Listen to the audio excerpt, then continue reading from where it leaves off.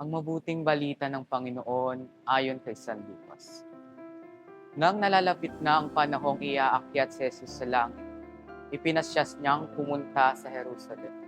Sinugo niya ang ilan upang mauna sa kanya. Humayo sila at pumasok sa isang nayon sa Samaria upang ipaghanda siya ng matutuluyan.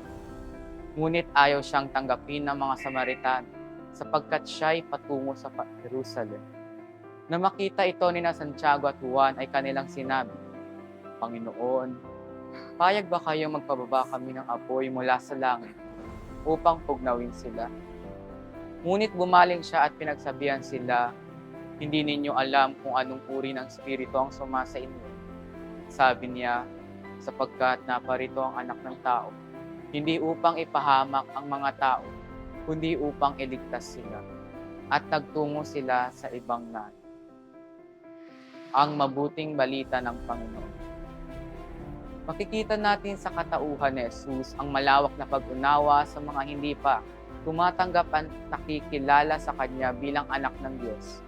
At ang mga Samaritano ay itinuturing noon bilang mga kaaway dahil sa kanilang pagsamba sa iibang Diyos.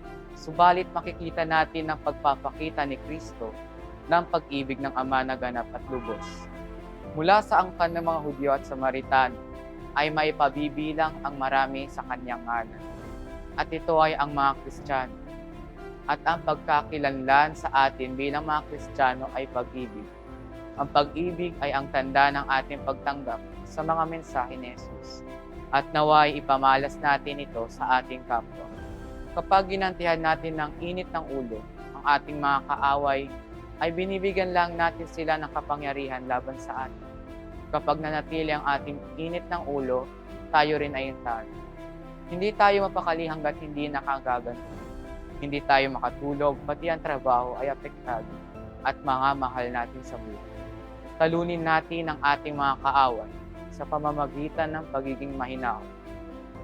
Ipagdasal natin sila at unawain. Huwag maghangad ng masama sa kanila. Kinalaunan, magiging daan ito ng pag-uusap at pakikipagsundo. Manalangin tayo.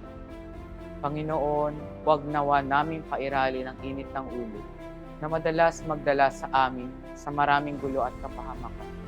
Tanggapin ang aming pasasalamat. Dinggin ang aming tinig. Sinisigaw ang iyong pag-ibig.